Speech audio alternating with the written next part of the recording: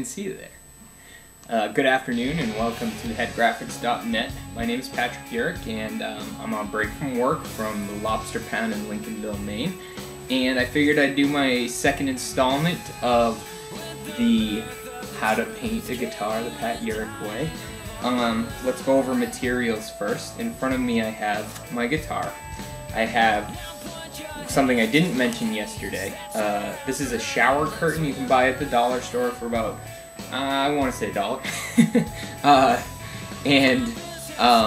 This is great for catching paint. You know, any surface that you use, especially when you're using primer like I was doing yesterday, you're going to be spilling some paint, and to catch it, you need something down to catch that, especially if you're working at home. No one wants primer all over their surfaces. So a paintbrush. This is the paintbrush I used to clean the inside yesterday, and we'll be using this to make the large areas of color that I want to use. I also have a detail brush. This detail brush is a Princeton 12/0 round detail brush, and this detail brush is a little expensive. They're about $8.99 around there on dickblick.com, so you can check that out if you'd like one. You don't need one, but I am an illustrator and I really am obsessed with smooth lines. If you can see some of my other work that I've painted, I want to get all the edges perfect. I don't do a lot of like messy work. And the best way for me to do that is to use detail brushes, and also to use what these are called. This is our Elmer's puts out painter pens. This is an orange one. I have a pretty good collection of them. I go through them very quickly, but what they allow me to do, you can hear it shaking on the inside, is I can use acrylic paint the way I would draw with a marker, and this gives me the control I want to create the illustrations that I want on my surfaces. I have Tupperware containers for my paint. I chose my paint colors right away. I chose red and yellow and black and white, and I'm using the black for the detail shadow work that I might do, lines that I might need. Also, I have black on my guitar, so using a little bit more black to tie that in with the other colors is not a bad idea. The white I'm going to be using to mix with the colors. Sometimes when you use paints, the paint, like yellow for instance, can get a little milky. Now if you were to add in a little bit of white base coat, base white, primer white, with say a yellow, it's going to make that yellow stronger in its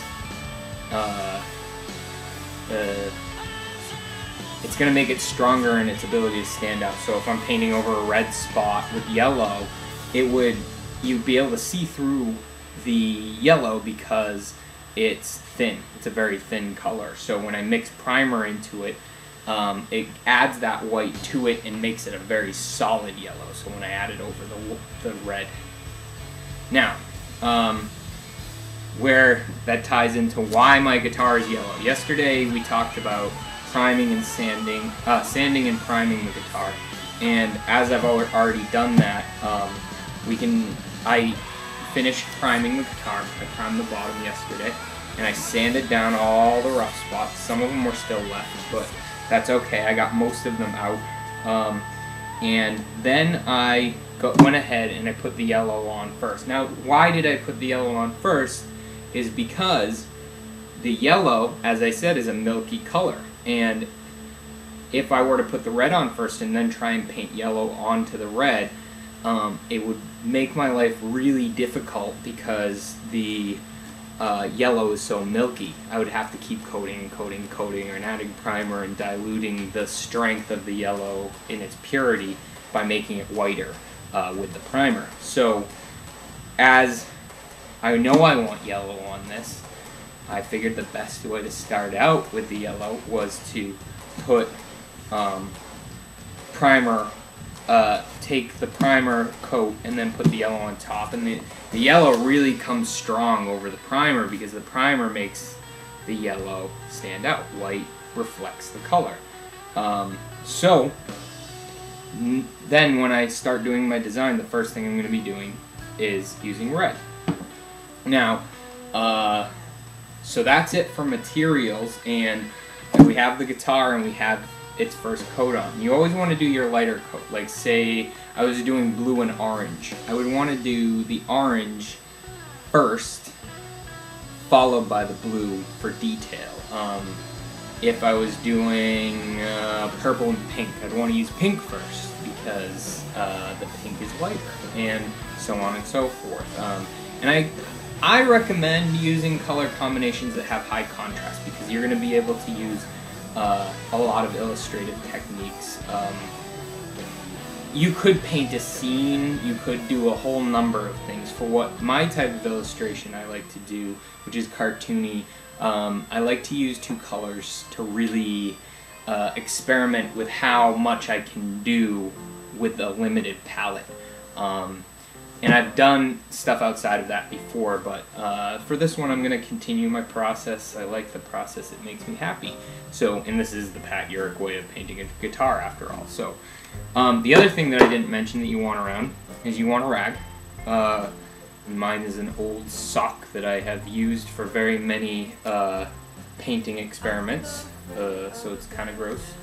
And a sketchbook. Now I started out a sketch of what I wanted, and as you can see there's kind of the beginning of an octopus up on the corner, and I had this idea that maybe I'd paint an octopus fighting a lobster for my just to keep on with what the experience of living on the coast of Maine in the ocean and blah blah blah, but I decided against it, and as I kept going on, I like to discover something I didn't know, so I'll just start by making a line and I'll work from there, and when we come back to this for the next installment, I'll have my design started and we can start talking about some things that I'm doing with the design on the guitar. So that's it for part 2. When we come back, like I said, I will add in some more of how I blocked out some of the ideas and what I was thinking about for my design, and have a good day. Have an enlightening day. It was good to have you here at graphics.net, and I hope to see you again. I learned something. I hope you did. And goodbye. Oh, and clean your brushes and wear a smock. I'm not going to paint in these clothes, and you probably don't want to either. Clean up after yourselves.